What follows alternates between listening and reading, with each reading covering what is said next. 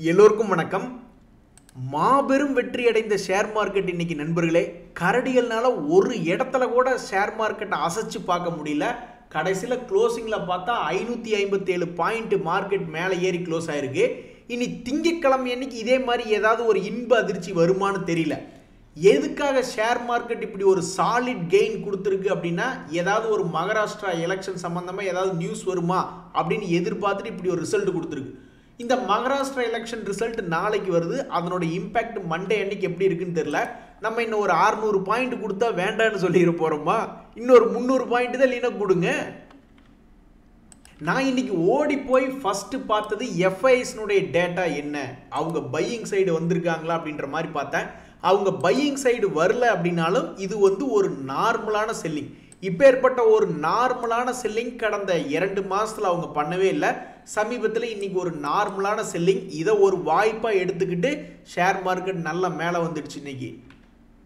So share மார்க்கெட்டில் FIIs எப்போ by பண்ண வருவாங்க? அவங்க பை பண்ண வர்றது நம்மளுக்கு மார்க்கெட்டுக்கு ரொம்ப வேகமாக ஏறக்கு உதவி செய்யுது. அவங்க இல்லாமையே நம்ம வாழ்க்கையை வாழ்ந்துட்டு போயிடலாம். பட் அவங்க இருந்தாங்கன்னா ஒரு வேகமான மூவ்மெண்ட் ஷேர் மார்க்கெட்டில் வருது. அப்போ எப்பெல்லாம் எஃப்ஐஐஸ் வாங்குறாங்க அப்படின்னா, ஒரு எக்கனாமி, ஒரு பொருளாதாரத்தில் growth இருந்துக்கிட்டே இருக்குது அப்படின்னா வாங்குறாங்க. அது இப்போ நம்மகிட்ட இல்லை. ஏன்னா Q2 ரிசல்ட்டில் பல கம்பெனிகள் ரொம்ப குறைவான வளர்ச்சி இல்லாத ரிசல்ட் கொடுத்துருக்கு. ஸோ இந்த பாயிண்ட் நம்மகிட்ட இல்லை. அதனால் இதை நம்பி இவங்க திரும்பி வருவாங்க அப்படின்னு நம்ம கணக்கு போட முடியாது. அதே மாதிரி ஷேர்கள் 200 டேஸ் மூவிங் ஆவரேஜை தொடும்பொழுது சில ஃபாரினர்ஸ் வர்றதுக்கு வாய்ப்பு இருக்குது. ஏன்னா நல்லா வளர்ச்சி அடையக்கூடிய மார்க்கெட் கீழே 200 டேஸ் மூவிங் ஆவரேஜை டச் பண்ணிவிட்டு மேபி மேல் நோக்கி வருவான், ரீட்ரேஸ்மெண்ட் ஆனதுக்கப்புறம் மேல் நோக்கி வருவான், ஒரு கன்ஃபர்மேஷன் ஆனதுக்கப்புறம் அப்படின்னு சில பேர் நம்புவாங்க.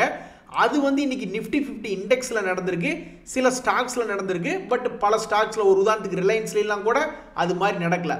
அதே மாதிரி you cannot go wrong when P is 9 அப்படின்ற மாதிரிலாம் சில பேர் பேசிக்கிட்டு இருப்பாங்க. எதுக்கு அப்படி பேசுகிறாங்க அப்படின்னா, இந்த ப்ரைஸ் டு ஏர்னிங் ரொம்பவுமே வீழ்ச்சி அடைஞ்சு growth இருக்குது. ஆனால் ஷேர் மார்க்கெட்டில் ப்ரைஸ் ரொம்பவுமே சீப்பாக டெக்னிக்கலாக ட்ரேட் ஆகிட்டு இருக்கு. அப்படின்ற பொழுது இந்த ஃபண்டமெண்டல் ஃபேக்டர் எடுத்து பார்ப்பாங்க. அப்போ ஒரு ரொம்பவுமே கம்மியான விலை இருக்குது அப்படின்ற பொழுது அப்போ உள்ளே வருவாங்க. ஸோ இந்த ரெண்டு இப்போதைக்கு சில ஷேர்களுக்கு 2வது 3வது பாயிண்ட் கொஞ்சம் சாதகமாக இருக்குது. அதனால தான் இன்றைக்கி மார்க்கெட் திரும்பி மேல் நோக்கி வந்தான். அப்படி இல்லைனாலும் சில ஷேர்கள்லாம் 60% அல்லது 80% இறங்கும் பொழுது நேச்சுரலாக அதனுடைய சமீபத்தினுடைய ஹையிலிருந்து 60 to 80% இறங்கும்போது அவன் என்னத்தை வாங்குறது? எஃப்ஐஐஸ். நம்மளாலே ஏகப்பட்ட பேர் ஸ்மார்ட் மணி கான்செப்டில் வாங்கி போடுவாங்க. ஸோ அந்த மாதிரி இருக்கும்பொழுது எஃப்ஐஎஸ் வரக்கூடிய வாய்ப்பு அப்படின்றது இருக்குது. ஸோ எஃப்ஐஎஸ் பை அடுத்து வரக்கூடிய மாதங்களில் வர்றதுக்கு இந்த 2வது 3வது 4வது பாயிண்ட் உதவிகரமாக இருக்குது. இன்னைக்கு ஷேர் மார்க்கெட்லேயே ஒரு சரித்திரம் நண்பர்களே, நீங்கள் இந்த மாதிரி பார்த்துருக்கவே மாட்டீங்க. இந்த நிஃப்டி 50 இண்டெக்ஸு மற்ற இண்டெக்ஸஸ்லாம் சும்மா சல்லியாக நொறுக்கி விட்டுருக்கான். இங்கே பாருங்கள், நிஃப்டி 50 இண்டெக்ஸ் 2.39% ரேலி ஆயிருக்கு. எப்பா எல்லாம் பயந்துட்டாங்கன்னு நினைக்கிறேன். அதனால தான் நிஃப்டி 50 இண்டெக்ஸில் இந்த அளவுக்கு பையிங் வந்திருக்குன்னு நான் நினைக்கிறேன். மற்ற இண்டெக்ஸ்லாம் எடுத்து பாருங்கள், ஸ்மால் கேப்லாம் 1% பூர்த்தி அடையல. அதே மாதிரி மைக்ரோ கேப் இண்டெக்ஸ் சும்மா மேல் நோக்கி ஓடி வரவன் அவன் தான். அவன் வெறும் 0.85% தான் இன்னைக்கு ஏறி இருக்கா. ஆனால் இன்னைக்கு நிஃப்டி 50 இண்டெக்ஸ் கிட்டத்தட்ட 2.5% ஏறி இருக்கு. ஸோ இன்னைக்கு ஷேர் மார்க்கெட்டில் ஏதோ ஒரு குரூப்பு பெரிய ஸ்டாக்குகள் இருந்த ஷார்ட் கவரிங் பொசிஷனை க்ளோஸ் பண்ணியிருக்கு. ஸோ நிஃப்டி 50 இண்டெக்ஸ் எடுத்து பாருங்க, SBI, TCS, டைட்டன், அல்ட்ரா செம்கோன் ஏகப்பட்ட கம்பெனிகள் அரௌண்ட் 4% இன்னைக்கு மேல் நோக்கி ஏறி வந்திருக்கா. இதுக்கு முக்கிய காரணம், நம்ம இருக்கிற லாபத்தை விட்டுறக்கூடாது. ஷேர் மார்க்கெட் நல்லா இறங்கிடுச்சு, எங்காவது ஒருவேளை திரும்பி மேல் நோக்கி ஏறி போயிடுச்சுன்னா என்ன பண்ணுறது? அதனால வித்து வச்ச லாபம் கீழே இறங்கியிருக்கு. இப்போ 100 ரூபாய்க்கு வித்துருக்காங்க சில பேர், அது கீழே 50 ரூபாய்க்கு வருதுன்னா அப்போ அவங்களுக்கு 50% லாபம் தானே. அந்த லாபத்தை ஏன் விடணும் அப்படின்ற மாதிரி ஷார்ட் கவரிங் வந்ததுனால தான் இன்னைக்கு மார்க்கெட் நல்லா மேல் நோக்கி வந்திருக்கு. நிஃப்டி நெக்ஸ்ட் 50 இண்டெக்ஸ்லாம் நௌக்கரி சொல்லிக்கொள்ளும்படியே ஒரு 6% ஏறி இருக்கான். இந்த MRPL, பேடிஎம் போன்ற கம்பெனிகள்லாம் மிட் கேப்பில் டாப் கெய்னராக வந்திருக்காங்க. இந்த ரேமண்ட் ஷேர் காலையிலேயே நியூஸ்னால மேல் நோக்கி ஏற ஆரம்பிச்சா க்ளோசிங்கில் பார்த்தா இந்த ஸ்மால் கேப் கம்பெனி ரேமண்டு கடைசியில் 15% பக்கம் பாசிட்டிவ்ல க்ளோஸ் ஆயிருக்கா. மைக்ரோ கேப் எடுத்து பார்க்கும்போது இந்த சுப்ரியா கடைசி வரைக்கும் டாப் கெய்னராக இருந்து 15% இன்னைக்கு லாபத்தில் க்ளோஸ் ஆயிருக்கு. இன்னைக்கு மோஸ்ட்லி உங்களுடைய போர்ட்ஃபோலியோ சந்தோஷமாக தான் இருக்கும். சுத்தமாகவே ஏறல, கொஞ்சம் கூட சந்தோஷம் தரல அப்படின்னா மேபி இன்னைக்கு நாள் உங்களுக்கு இல்லை, அடுத்து வரக்கூடிய நாட்களில் மேபி உங்களுக்கு உதவிகரமாக இருந்ததுன்னா ரொம்ப சந்தோஷம் தான். இன்றைக்கும் யாரெல்லாம் பெருசாக இறங்கியிருக்காங்க அப்படின்னு பார்த்தா ரொம்ப அதிகமாக அடி வாங்கினது இந்த Adani green, Adani energy solution போன்ற ஷேருக்கெல்லாம் 8% அடி வாங்கியிருக்கு. ஸோ ஷேர் மார்க்கெட்டில் இருக்கிறவங்க என்ன அதிரடி முடிவு எடுத்திருக்காங்க அப்படின்னு பார்த்தா இந்த அதானி குரூப்பில் Adani green, Adani energy solution போன்ற சிக்கலான சில கம்பெனிலாம் பிடிச்சி இன்னைக்கு அதிகமாக விற்று ப்ராஃபிட்டை வெளியே எடுத்துக்கிட்டாங்க, கொஞ்சம் எக்ஸிட் அப்படின்றது ஆகிட்டாங்க. மற்ற அதானி குரூப் கம்பெனிஸ் பெருசாக இன்னைக்கு அடி அப்படின்றது விழுகல. இந்த சமயத்தில் US டாலர் இண்டெக்ஸ் எப்போவுமே நம்ம பார்த்துக்கிட்டு இருக்கோம். ஷேர் மார்க்கெட்டில் எல்லாமே 6 மாதம் தான், எந்த ஒரு ஸ்ட்ராட்டஜி கொண்டு வந்தாலும் 6 மாதம் 1 வருஷம் தான் அப்படின்ற மாதிரி. இதுக்கு முன்னாடி $103 மேலே இருந்தது, 103க்கு மேலே US டாலர் இண்டெக்ஸ் இருந்ததுன்னா அப்புறம் பெரும்பாலும் நம்ம செல்லிங்கில் எதிர்பார்த்துருக்கோம். 103 கீழே போச்சுன்னா ஷேர் மார்க்கெட்டில் பையிங் வந்து பார்த்துருக்கோம் FIIs. ஆனால் இந்த ட்ரம்ப் அவர்கள் வந்ததுக்கப்புறம் US டாலர் இண்டெக்ஸ் வந்து ஆல்மோஸ்ட் 107ல் ட்ரேட் ஆகிட்டு இருக்கான். இப்போ ரொம்ப ஷாக்கிங்காக தான் இருக்குது. ஒரு கட்டத்தில் எனக்கு ஞாபகம் என்னென்னா 111 112 வரைக்கும்லாம் போனான், அப்புறம் கீழே 102 வந்தான். நம்மளுக்கு ஏதாவது சாதகமாக மாறுமோ அப்படின்ற மாதிரி பார்த்துக்கிட்டு இருந்தால் இப்போ வரைக்கும் இல்லை. பட் US டாலர் இண்டெக்ஸ் ரொம்பவுமே அப்ரிஷியேட் ஆகி போகிறது நம்ம பொருளாதாரத்துக்கு கொஞ்சம் ப்ரெஷர் தான். எல்லாரும் இன்னைக்கு ரொம்ப சந்தோஷமா இருக்கிறாங்க நண்பர்களே. என்ன காரணம்னா மியூச்சுவல் ஃபண்டில் போட்டது எப்படி பெரும்பாலும் பணம் ஏறிடும். அதில் Nifty 50 இண்டெக்ஸில் போட்டு வச்சவங்களுக்கெல்லாம் இன்னைக்கு ஒரு கோடி போட்டு வச்சிருந்தா இன்னைக்கு எப்படி இன்னைக்கே 2.5% மேல் நோக்கி ஏறி இருக்கு. அப்படின்னா எவ்வளவு? கிட்டத்தட்ட 2.5 லட்சம் ரூபாய் இன்னைக்கு ஒரே நாளில் ஏறி இருக்குன்னா பாருங்களேன். இந்த சமயத்தில் இந்த Nifty 50 இண்டெக்ஸ் 200 days மூவிங் ஆவரேஜ்லேருந்து மேல் நோக்கி ஏறி அது ஒரு சந்தோஷம். அது மட்டும் இல்லாமல் இன்னைக்கு 7.5 லட்சம் கோடி ஷேர் மார்க்கெட் கேபிட்டல் ஏறி இருக்கு அப்படின்றதுல இன்னொரு வகையான சந்தோஷம். நண்பர்களே, இது மாதிரி நியூஸ்கள் வந்ததுன்னா பொதுவாக ஷேர்கள் ஏறும். உங்களுக்கு ஞாபகம் இருக்கா, இன்ஃபோசிஸ், டிசிஎஸ் போன்ற நிறைய கம்பெனிகளில் ஆட்கள் எடுத்தது கொஞ்சம் குறைவாக இருந்தாங்க. அதே மாதிரி நம்ம ஆளுகளாவது கொஞ்சம் மனசு வச்சு நிறைய கொஞ்சம் பேர்த்த வேலைக்கு எடுத்தாங்க. இன்னும் பல்வேறு மல்டி இன்டர்நேஷ்னல் ஐடி கம்பெனிகள்லாம் என்ன பண்ணாங்கன்னா ஆளுகளை வேலையை விட்டே தூக்கிட்டாங்க. அதுக்கப்புறம் பார்த்தா ஐடி கம்பெனியெல்லாம் நல்லா மேல் நோக்கி வந்தான், ஏன்னா காஸ்ட்டை குறைக்கிறாங்கல்ல. அந்த வகையில் இந்த ஓலா எலக்ட்ரிக்கில் இப்போ 500 பேர்த்த வேலையை விட்டு தூக்கிட்டாங்க அப்படின்ற மாதிரி நியூஸ் வருது. இன்னைக்கு பொறுத்த வரைக்கும் அந்த ஷேர் 3% பாசிட்டிவ்ல தான் க்ளோஸ் ஆயிருக்கு. நண்பர்களே, ஷேர் மார்க்கெட் கீழே இறங்கும் பொழுது யாருக்கு அதிகமான ப்ரெஷர் நீங்கள் நினைக்கிறீங்க? கண்டிப்பாக கையில் காசு இல்லாதவங்களுக்கு அது ஒரு ப்ரெஷர் தான். ஆனால் நீங்கள் 20% கையில் கேஷ் வச்சுருக்கோம், அல்லது 80% வச்சுருக்கோம், அல்லது 100% வச்சுருக்கோம்னாலும் நம்மளுக்கு அது ப்ரெஷர் தான். ஏன்னு கேளுங்க, நம்ம 100% பணத்தை ஏதாவது ஒரு இடத்துல இறக்கி விடுறோம்னு வச்சுங்க, அவன் அங்கிருந்து மேல் நோக்கி ஏறாமல் மறுபடியும் கீழ் நோக்கியே போச்சுன்னா அப்போ அது நம்மளுக்கு ப்ரெஷர் தானே. ஸோ ஷேர் மார்க்கெட்டில் ப்ரெஷரே இல்லாத ஆளுங்க யார் அப்படின்னு பார்த்தீங்கன்னா வாரமான எஸ்ஐபி மூலியமாக ஷேரில் இன்வெஸ்ட்மெண்ட் பண்ணுறாங்க, அல்லது மியூச்சுவல் ஃபண்டில் இன்வெஸ்ட்மெண்ட் பண்ணுறாங்க, அல்லது மாசமான சம்பளம் வந்ததுக்கப்புறம் ஷேர் மார்க்கெட்டில் மியூச்சுவல் ஃபண்டு மூலியமாகவோ அல்லது டைரக்ட் ஸ்டாக்கு மூலியமாக இன்வெஸ்ட்மெண்ட் பண்ணுறாங்கன்னா அவங்களுக்கு மட்டும்தான் ப்ரெஷர் என்பதே ஷேர் மார்க்கெட்டில் கிடையாது.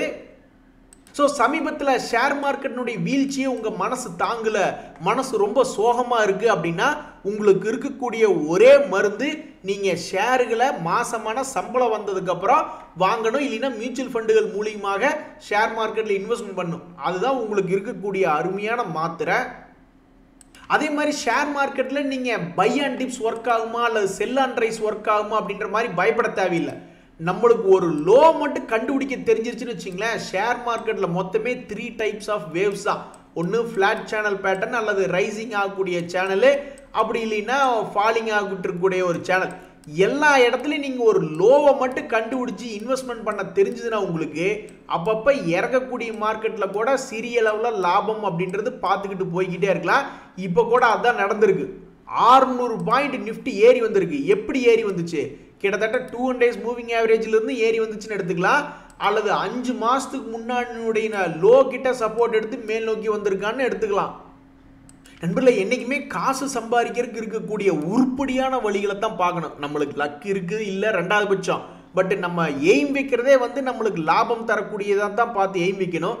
அந்த வகையில் இந்த என்விரோ இன்ஃப்ரா ஐபிஓ அப்படின்றது வந்து சமீபத்தில் 148 ரூபாய்க்கு இன்னைக்கு ஓப்பன் ஆயிருக்கு. அடுத்த வாரம் செவ்வாய்க்கிழமை வரைக்கும் இது ஓப்பனில் இருக்கும்.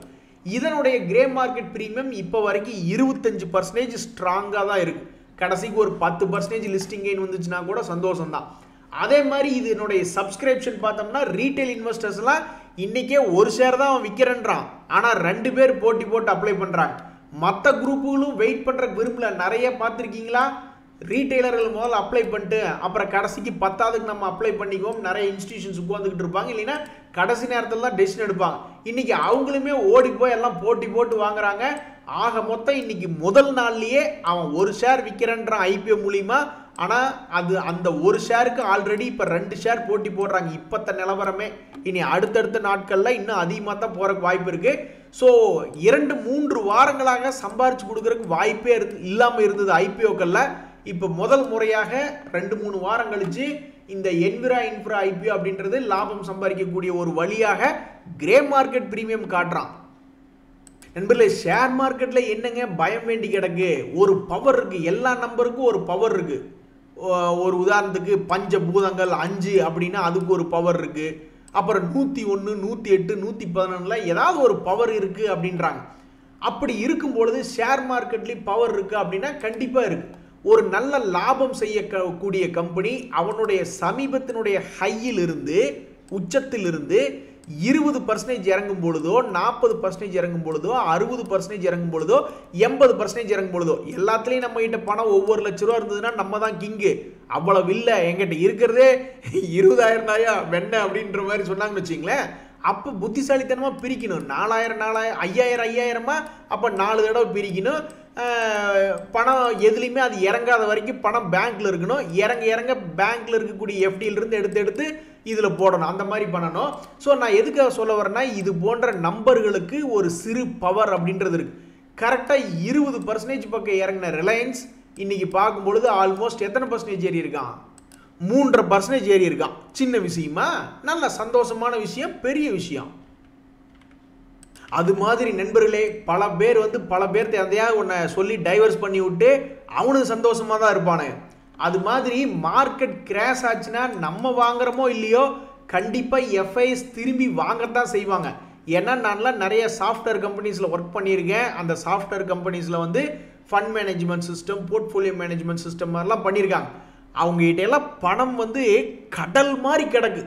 அவங்களுடைய நோக்கமே எப்படின்னா, ஏஷியா மார்க்கெட் ரீஜியனில் இவ்வளோ இன்வெஸ்ட்மெண்ட் பண்ணணும், அமெரிக்கன் மார்க்கெட் ரீஜியனில் இவ்வளோ இன்வெஸ்ட்மெண்ட் பண்ணணும், அந்த ரீஜியனுக்குள்ளே என்னென்ன கண்ட்ரிஸ் இருக்கோ அவனுங்க கண்ட்ரீஸில் இவ்வளோ இன்வெஸ்ட்மெண்ட் பண்ணணும். இது போக எம்எஸ்சி இண்டெக்ஸு, எஃப்டிஎஸ்சி இண்டெக்ஸ்னு ஏகப்பட்ட இண்டிசஸ் வேறு இருக்குது. அவங்கெல்லாம் சொல்கிறபடி இன்வெஸ்ட்மெண்ட் பண்ணோன்னு எத்தனையோ மெயின்டைன் பண்ணுறதுக்கு விஷயங்கள் இருக்குது. அப்போ அவங்கெல்லாம் சீப்பாக கிடச்சிதுன்னா அப்புறம் வாங்க தான் செய்வாங்க, போர்ட்ஃபோலியோ ரீபேலன்ஸ் பண்ண தான் செய்வாங்க. ஸோ இதை மனசில் வச்சுங்க. மார்க்கெட் கிராஷ் ஆச்சுன்னா நம்ம வாங்குறோமோ இல்லையோ கண்டிப்பாக எஃப்ஐஎஸ் வித்துட்டு போன எஃப்ஐஎஸ் மறுபடி திரும்பி வர்றதுக்கு தான் வாய்ப்புகள் அதிகம். போன மச்சான் திரும்பி எனக்கு பிரியாணி செஞ்சு போடுறியா இல்லை சாம்பார் சாப்பாடு போடுறியா அப்படின்னு கேட்க தான் செய்வாங்க. ஸோ ஷேர் மார்க்கெட்டில் ஒவ்வொரு சப்போர்ட்லேயும் பணம் போடுறவன் தான் உண்மையிலேயே மிகப்பெரிய கிங்கு. யாருங்க ஷேர் மார்க்கெட்டில் கிங்கு அப்படின்னா, பணம் போடுறதுக்கு ஒவ்வொரு இடத்துலையும் பணபலம் இருக்கிறவங்க கிங்கு. அப்படி இல்லைன்னா எஸ்ஐபி முறையில் மாசமான பணம் போடுறவங்க கிங்கு. அல்லது என்கிட்ட இருக்கிறதே ஒரு 20,000 ரூபா தாயா, பரவாயில்ல இருக்கட்டும், ஆனால் அந்த 20,000த்தையும் 5,000 ஷேர் மார்க்கெட்டில் இறக்கி விட்றாங்க பார்த்தீங்களா, 20, 40, 60, 80%. அவங்களும் கிங்கு. அதை விட்டுவிட்டு நம்மகிட்ட இன்னைக்கு 10 லட்ச ரூபா இருக்கு, ஓகே வாங்கிட்டோம், ஆனால் அதுக்கப்புறம் வாங்குறதுக்கு பணம் இல்லைன்னா நம்ம கிங்கு கிடையாது. சரி, ஷேர் மார்க்கெட்டை விடுங்க, வீட்டில் எப்படியாவது நான் கிங் ஆயிரலான்னு பார்க்குறேன். குயின் அரசாட்சி தான் வீட்டில் நடந்துட்டு இருக்கு. என்ன ஒரு கொடுமை பார்த்தீங்களா நண்பர்களே. இப்போ ஒரு 3 ஷேர் நல்ல ஷேருக்கு தான். ஒரு காலத்தில் பெரிய ஆளுகளாக இருந்தவன் தான், நல்லா மேல் நோக்கி ஏறினவங்க தான். ஆனால் மார்க்கெட் இறங்கினதுனால துரதிருஷ்டவசமாக இறங்கி போச்சு. இப்போ மறுபடியும் திரும்பி ஏறுமான்னு தெரில. ஒரு உதாரணத்துக்கு இந்த என்ஹெச்பிசி அப்படின்ற ஷேர், அவனுடைய 2024 ஸ்டார்டிங்கில் என்ன ரேட் இருந்தானோ அந்த இடத்துல அப்படியே உசரை பிடிச்சி படுத்து கிடக்கிறான். ஒருவேளை மார்க்கெட் ஏறும் பொழுது இவனுக்கு மேல் நோக்கி திரும்பி ஒரு 100 ரூபா வரைக்கும் சந்தோஷம்தான். அதே மாதிரி போன மச்சான் திரும்பி வந்தான் அப்படின்ற மாதிரி இந்த டிமார்ட் 2-3 வருஷமாக ஒரே ரேட்டில் படுத்து கிடந்தது. நம்ம எத்தனையோ நாட்களுக்கு அப்புறம் இன்றைக்கி தான் திருப்பி பார்க்குறோம். நம்ம எப்போ பார்த்துக்கிட்டு இருந்தோம்னா இந்த மாதிரி சப்போர்ட் லெவலில் இருக்குது, அதுக்கப்புறம் பிரேக் அவுட் ஆகிடுச்சு, பறந்துட்டா அப்படின்ற மாதிரி இவன் சந்தோஷமாக இருந்தப்போ நம்ம பார்த்துக்கிட்டு இருந்தோம். இப்போ துக்ககரமாக இருக்கான். அதாவது என்னாச்சு அப்படின்னா, போன மச்சான் திரும்பி வந்த மாதிரி இவனுடைய பழைய ரேட்டுக்கே 5400 ரூபாயிலிருந்து 3600 ரூபா ரேஞ்சில் கரெக்டாக இருக்கு. ஸோ இது இவனுடைய ஃபேவரட்டான படுத்து தூங்கக்கூடிய இடம் தான். இனி இங்கிருந்து நீ அடுத்த 1 வருஷம் 2 வருஷத்துக்கு இந்த ரேஞ்சிலிருந்து ஒரு மாதிரி பிக்கப் ஆகி மறுபடியும் 5000 4000 ஆடிக்கிட்டு இருக்க போறானா என்னன்றது தெரியல. பட் இப்போதைக்கு விழுந்து கிடக்கக்கூடிய நல்ல ஷேர்களில் இவனு ஒருத்தன் அவனுடைய பழைய இடத்துல வந்து விழுந்திருக்கான். இந்த யூனியன் பேங்க் அப்படின்ற ஷேர் கூட இனி ஷேர் மார்க்கெட் திரும்பி ஏற ஆரம்பிச்சுன்னா பேங்க் ஸ்டாக்ஸ்க்கெல்லாம் கொஞ்சம் பிக்கப் ஆகும். கூட்டத்தோட கூட்டமாக இவன் மேல் நோக்கி ஏறி வரானான்னு தெரியல. பட் தற்சமயத்துக்கு ஒவ்வொரு சப்போர்ட்லேருந்து அவன் தன்னுடைய லாபத்தை ரெஜிஸ்டர் பண்ணிக்கிட்டே இருந்திருக்கான். ஒரு முறை கூட பெருசாக ஃபெயிலியர் அப்படின்றது ஆகலை. இனி மறுபடியும் ஒரு 98 ரூபா வரைக்கும் வந்துட்டு ஏற போகிறானா அல்லது இங்கிருந்தே 115 ரூபாயிலிருந்து ஒரு 150 ரூபா வரப்போனான்னு தெரியல. தற்சமயத்துக்கு ஒரு நல்ல பேங்க் கம்பெனி கீழே விழுந்து கிடக்கிறான். சமீபத்தினுடைய 3 months லோ அப்படின்னா அதில் இந்த யூனியன் பேங்க் அப்படின்ற ஷேரும் ஒன்று. நாளைக்கு ஜாலியாக அப்படியே கவுந்து படிச்சுட்டு ஜாலியாக என்ஜாய் பண்ண வேண்டியதாங்க நண்பர்களே. அதாவது விட்டத்தை பார்த்து படுக்கையில் தான் ஷேர் மார்க்கெட் பற்றிய நிறைய எண்ணங்கள் நல்ல ஐடியாக்கள்லாம் மனசுக்குள்ளே வருது. அதனால் எல்லாரும் நாளைக்கு ஒரு 2 மணி நேரம் சிவனேன்னு என்ன பண்ணலாம், இந்த ஷேர் மார்க்கெட்டில் என்னவெல்லாம் பண்ணால் நல்லா சம்பாதிக்கலாம் அப்படின்ற மாதிரி அந்த கான்டெக்ஸ்டில் யோசிச்சுக்கிட்டு படுத்துக்க வேண்டியதான். நாளை இரவு அல்லது சண்டே நாம் சந்திப்போம். இன்றைய தகவல் அனைத்து உங்களுக்கு உதவியாக இருந்ததுன்னு எனக்கு சந்தோஷம் தான். ரொம்ப நன்றி, வணக்கம்.